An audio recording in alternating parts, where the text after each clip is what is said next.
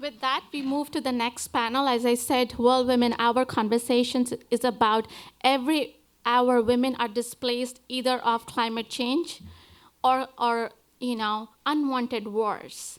And there is mass immigration and mass pollution happening around the world. So this panel is all about breaking the rule to build a sustainable planet. This is even more special because this is led by one of our board members, Constantin. He's the only man in the room to lead this conversation.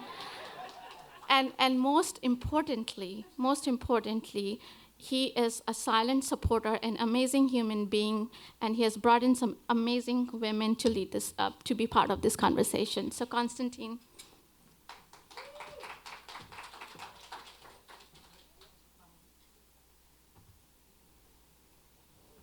Thank you, Rupa, for reinforcing my imposter syndrome today.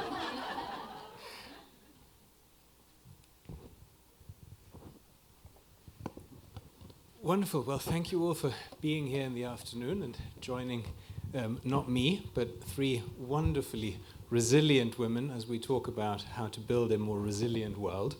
And to do that and prepare for that, I looked up what resilience actually means in the dictionary, and it says it is the capacity to withstand or to recover quickly, what is commonly known as toughness.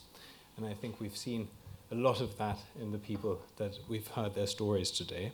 And it also means the ability of something to spring back into shape. And as we talk about how to build a resilient planet, I think both the human quality of toughness and the ability to recover are probably two things that we're going to try and bring more of into the world. I'm joined by incredible women. I'll start with Stacie, who is the Chief Communications Officer at the Bezos Earth Fund, where she is deploying sovereign wealth-style money to make the planet a more resilient and better place, which is really bloody awesome, I think. And she deserves that after having ran and worked on comms for 3 presidential campaigns and being the press secretary of the DNC, which, as a non-American, I understand is a pretty tough job. Then we have Lida, who is the Director for Women, Peace and Security at the Department of State, which makes me think you must be the most important person in the building, because that's clearly the most important portfolio. And originally hailing from Afghanistan, she spent over a decade dealing with women's issues in Afghanistan and before that in Iraq. So I think she knows a thing or two about resilient women, and I'm really excited to hear more about that. And Sumedhaa in the middle is what I think is described as a polymath. She has a background in cognitive neuroscience, which I struggle to even pronounce, let alone understand.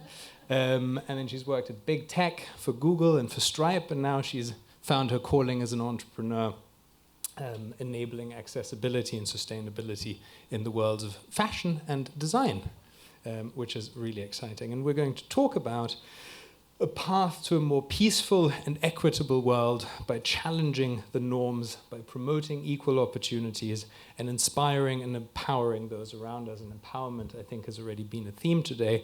So I want to start with a personal question to all three of you. Who or what has inspired you, empowered you, enabled you to forge these amazing paths and careers that you have? Everybody's looking at me. I don't know why. It's hard to pinpoint to one person, but I'll try. Somebody that has inspired me greatly at the beginning of my career is a woman named Congresswoman Lois Capps, whose husband died in office, and she was called upon to carry on his legacy. And when people who were running against her would try to say, well, she's only a nurse. What kind of qualifications does she have to serve as a member of Congress? This woman had every qualification. She was an educator. She had 2 master's degrees. She had been caretaking and creating programs, taking care of people, but she was just described as just a nurse. She went on to serve for 15 years, became one of the most beloved members of Congress. And I took such inspiration from what people wanted to say was her description. And she definitely broke the role and really surprised people. And she's always been an inspiration. I would have to say people like Rosalind Franklin, other females and males alike who are scientists, because I think that they have opened up this world in which not knowing and having a lot of doubt and having a lot of failure is a really worthwhile endeavor. And I find that to be very empowering. I think especially as women, we always want to get something right. And it's that field of study, and especially the women in a very male-dominated industry who found a way to continue to ask those questions that have no answers, I think have forged the path for me. So first I want to thank World Women Hour and Rupa and the incredible team behind the scenes that are doing all the hard work for giving us the opportunity to be here and really inspiring. I was just in awe of so many of the speakers earlier today. It was brought to tears in many cases, and I want to acknowledge the courage that is taken to be vulnerable, and many very courageous stories that were shared. So I'm going to practice a little bit about that right now, and to say that my mom, I was born in the United States just 2 months after she was sponsored as a refugee during the war with the Soviet Union. And it was never lost upon me that this crisis at that time in particular led to the trajectory of my life and the path that I ended up taking, much of which was not planned. My mom used to always joke and say, if you want to make God laugh, make a plan. And it's very true. There's a lot of laughter up there. But point being that she really has been my inspiration. She has been the North Star for me that continues to remind me of why I do what I do, and the challenges that she faced will not be in vain, and that of those in Afghanistan today, particularly women and girls that are some of the most resilient women that I've ever had the great honor of knowing in my personal life. Thank you for sharing that. It's actually really fascinating being at this kind of a conference and setting, just to overhear the conversations that happen as people walk off stage, having spent a lot of time at male-dominated tech conferences. You don't hear, oh, thank you for sharing that very much. And I think that's a really beautiful thing of this conference and convening power that Rupert demonstrates here. Education, one of the things that in Afghanistan has just been denied to millions of girls, and globally there's 130 million girls who are denied that basic human right. And so I'd love to talk a little bit about the impact of education and the importance of it in promoting gender equality and a more resilient world. Yeah, I'm happy to start. I think that when it comes to the value of education, there's a lot that can be emphasized. I think we all know education is powerful, helpful. It gives us not only a foundation intellectually, but it gives us a foothold in the world by which then we can interact with people, we can establish our sense of validity, again, not just externally, but internally for ourselves. And something that I think is super interesting around education and the importance of it for women is we sometimes undervalue or underappreciate how much stereotype threat plays a role in female education. And so there's a lot of studies that have been done where when women and men go into a math test and are told, just so you know, women perform less successfully on these tests, they see marked differences in the test scores between men and women.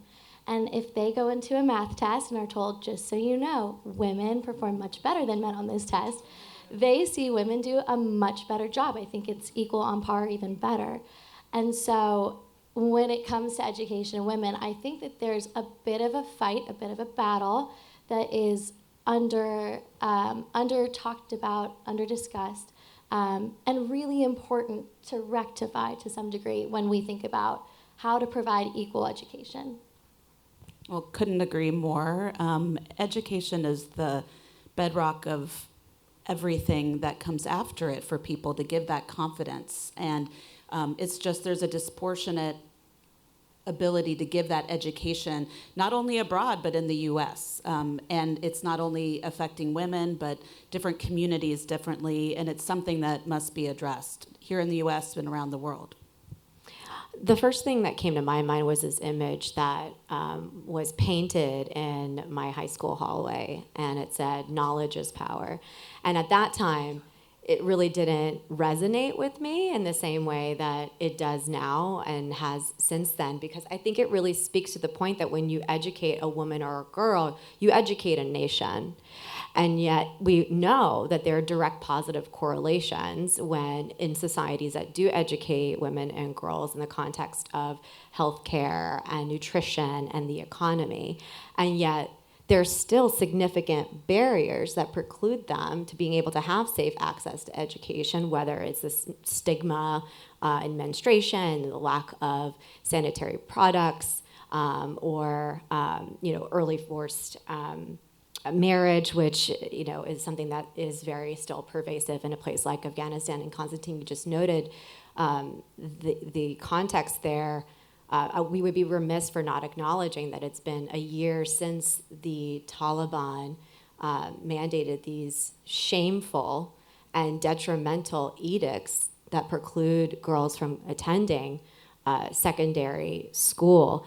UNICEF, I was just reading earlier, had said that they predicted this will translate to a loss of at least 500 million US dollars in the Afghan economy in just the last year. And there's absolutely nothing Islamic about this. In fact, this is anti-Islamic. The first word in the Quran is iqra, which means read, to seek knowledge. And I think it really says something that when those who are in power are utilizing this space of education to preclude half of their population and being able to be educated, there's a fear base there, right? I kind of look at this in the context of, more broadly, the status of women, I always say, is the bellwether for stability and security in a nation. And if you look at education as the broader makeup, in particular the artery for the makeup of a nation, and you are prohibiting half of that population from having safe access to education, then you're essentially bleeding your nation towards deterioration and instability. Yeah, and that takes us wonderfully into the importance of participation in decision making, in leadership, to combat all the issues that the world faces, whether it's peace building in places like Afghanistan, whether it's climate change for all of us. Spoiler alert: participation is crucial. But actually, there's only 31 countries in the world out of 192 who have female heads of state or government. Only about a quarter of cabinet members and parliamentarians globally are women. So, as we heard earlier, I think it's 130-something years away before we hit parity, by which point the planet may have self-destructed. So what are we going to do? How do we deal with this? How do we get more of you and all of you into power positions so that you can save my kind and all of us ignorant men from annihilation? Well, we need men too. We need their support and their openness to these kind of conversations, because that's what's required to change things in society. Participation is so key. I come from a political background, and I've always felt passionately that we need to get more women elected, because if we get more women elected, we're going to be addressing the issues that we're facing as a society that women are so, I think, very apt at solving. From a climate perspective, women and girls are disproportionately harmed by the climate crisis. There are really some alarming statistics about, the number of women who have already been displaced because of climate change, and that's just going to continue to grow. Women are more likely to die as a result of a climate disaster. There's just everything from even just in this last, the terrible floods that happened in Pakistan. 800,000 women lacked maternal health care during that period, which led to miscarriage and other disease. And so we really need to make sure that we have female leaders that are thinking about these things so that we can address these challenges. If you only have half the population working on an issue, you're going to miss out on a lot of things. So it's critical that we get people into these roles. I think more and more participation by women is happening, but clearly not fast enough. And we need to, as a society, continue to prioritize it and make sure that we're fighting for that. I'd love to pick up on that. But before I do, just want to kind of set the stage a little bit. And I think it's important to reflect on this issue in particular of the inclusion of women in decision-making processes related to peace and security, particularly on a global stage. And that really started and dated in October of 2000. When many thanks to women leaders and civil society activists, the member states passed what is called UN Security Council Resolution 1325. And the core sort of message and premise of this was that was the importance of including women in decision-making processes related to peace building and the disproportionate impact that crisis has on women and girls in these contexts. And so action needed to be taken, right? And through very, very hard efforts, this UNSCR 1325 was passed, and it really became a force multiplier. So since then, after 2005 in particular, there are now over 100 countries that have adopted what is called the Women, Peace, and Security National Action Plan. And they are encouraged to develop them at national levels, at subnational levels, and even in some occasions on the regional level. The United States also has a U.S. Women, Peace, and Security strategy. Right now we're in the process of updating that and hope to be released later this year. But of course, there are challenges there as well. It's important to ensure that they are well-funded, there are resources behind it, that there's monitoring, evaluation, and learning components that are taking into place. But to get back to the point here, why is it important for women to participate in peace and decision-making processes? Well, there are many, many reasons. I completely agree with Stacie. But I'd also tell you that there's data, there's evidence. In fact, 35% of peace negotiations are more likely to last at least 15 years when women are included. So, it's incredibly vital to ensure that women and girls in all their diversity are included. Women, LGBTQI plus community, people with disabilities, especially women and girls with disabilities, religious and minority groups, and other groups have historically been disproportionately impacted in crisis and conflict, and therefore it is absolutely vital that they are included in those processes and those decision-making processes if you are achieving or want to achieve sustainable outcomes. It's a moral and it's a strategic imperative. I was just going to elaborate on what both of them said, which is something came to my mind as they were both talking, given across sustainability and peacekeeping, when you include women, the outcomes are better. And what struck me from a neuroscience perspective is that we often place undue importance on intelligence, the ability to memorize something and take a test, but actually our brains are very poorly suited for that. You put anyone on a witness stand, they've forgotten exactly what they saw. It's chaos. So our brains don't do short-term memory very well. But what our brains do really well, the crux of human progress, is creativity, and that's multimodality. And so that is seeing something and storing the essence of it all over your cerebral cortex, seeing something else, and then you combine two concepts and you come up with a new solution. And you can't come up with that many new solutions if you're excluding an entire lived experience from 50% of the population. And so, again, from just like the science perspective, in my own life, and I'm sure in both of your experiences as well, you have seen things that nobody else has seen, and you probably are sitting in this room thinking, how come no one else? They can't draw on inferences that they have never experienced, and that is where our power lies as a species. So it's so selfish of us to capitalize on it, but we should. It's a smart thing to do. Yeah. Healthy selfishness. Another thing that struck me that is holding back this progress is actually one of the most prevalent human rights violations in the world is sexual and physical violence against women. 1 in 3 women experience it throughout their lifetime, which is a horrifically high number. That was shocking to find. And even though it's such a high number, most of it is shrouded in silence, right? People don't talk about it. There's shame, there's stigma.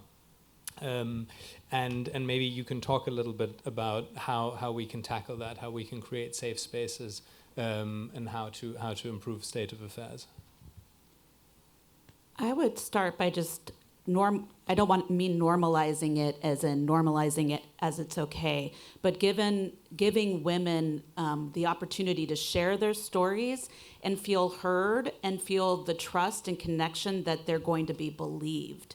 And I think that has been part of our society's problem, is that women do not always feel there's a safe space to share what's happened to them and not feel blamed. And we need to figure out how we can change that in our society so that more women do come forward to help solve that problem.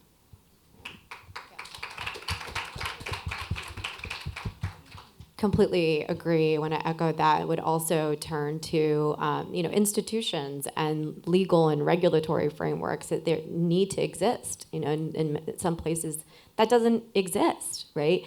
It doesn't stop there by any means. There is a understanding that then in some cases it turns just sort of ink on paper. There needs to be action and accountability associated with the perpetuators so that there is justice that is also sought. And the last thing I would also point out is sort of the important piece of engaging men and boys in these issues as well. I think there's so many layers there. There's so many ways that we can unpack that, but it would be completely remiss of us to not think about this from a holistic, solution-based area, focused sustainably, without also engaging men and boys on this very, very prevalent and atrocious issue. Yeah.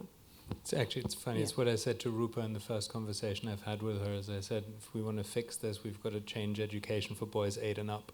100% agree. And I have, as a mom of 2 little boys, I take this responsibility so close to heart, as I'm sure a lot of mothers do. But it's critical, and we need to have these conversations, as you said, very early. I do this even with my young boys now, when they say they're playing around, and somebody says stop. And they don't stop, and I'm like, no. When somebody tells you they don't like something, that means they don't like it, and you need to stop. I'm getting lots of time signs here, but I'm going to combine the last questions. I started by asking you what empowered you, what enabled you. So I want to close by combining the last 2 questions, and I think it is the question of what gives you hope. What innovative approaches are you seeing to promote gender equality, to empowering women and girls? This is probably the moment to reference ChatGPT and AI, but perhaps from a more human element. What gives you hope? All of you. Sure, I'm happy to kick off. 2 things that came to my mind immediately. One is just in my personal experiences in the role that I'm very honored and privileged to play at the State Department is For better or worse, I've been in this office for 15 years now, but I raise that only to say that in that time I've been able to see change in closed door conversations, whereas those of us in my office were the ones that were raising their hand and asking the questions, well, what about the women? And now we're seeing folks from other offices and bureaus that are engaging on this. And that, to me, that's progress, and that gives me hope that that's something that is not always easy quantifiable, but I've had the privilege to see that. But the other is something that I want to share with you all is actually something that a human rights lawyer from Ukraine mentioned, Alexandra, just want to make sure I get her last name, Matviachuk. And so I'll just read this to you. I encourage everyone to check this documentary out if you haven't. It's called Oh Sister. And she reflects on a question, what can I do as an ordinary person on such global issues? And she goes on to explain that ordinary people can do many things, and that they have more power than they think, and that the only thing that keeps her going is the example of ordinary people. And I think that just really sunk in with me because of the fact that I find so much inspiration from people who may not see how inspiring they are. They may not view themselves as having that agency of power and influence. And yeah, I mean, you don't need to be sitting here to feel that validation of being able to be in a position to make change happen, and that gives me hope.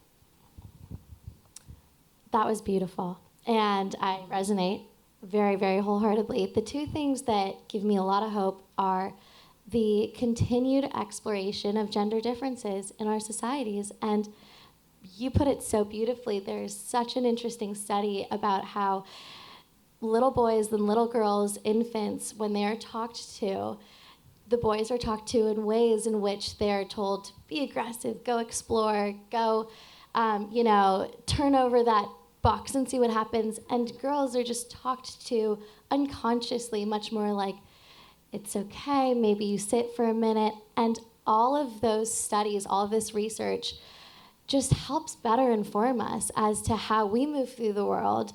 And the meta-analyses and the amount of data now that we can study and discover, the brain imaging scans we can do, that gives me a lot of hope.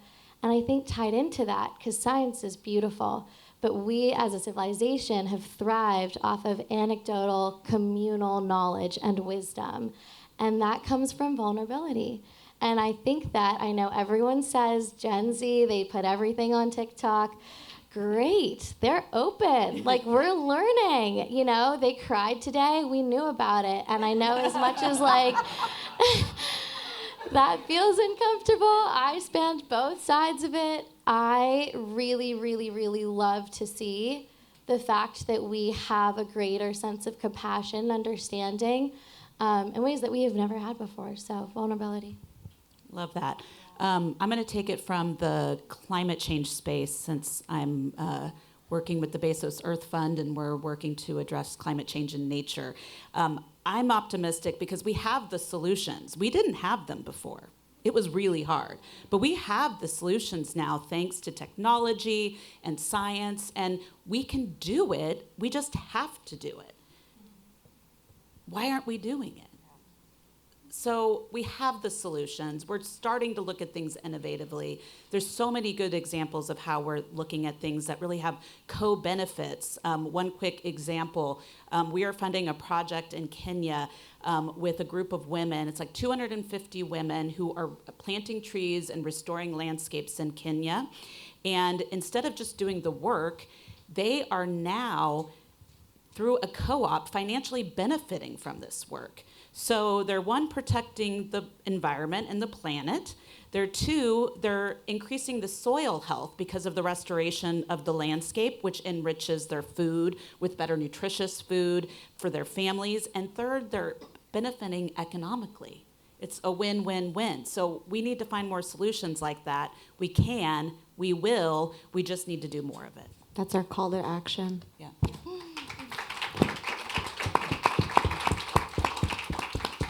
I'm in trouble for timing already, but I feel like I'd be in even more trouble if I monopolized you all to myself. Does anybody want to ask these wonderful ladies a question? All right, then we'll do that in the break. Thank you very, very much for your time and all these wonderful answers. Thank you to Rupa, the World Women Foundation, and everybody else who's breaking the role for the girls that are coming after you and us and everyone. And thank you for being here and listening to us.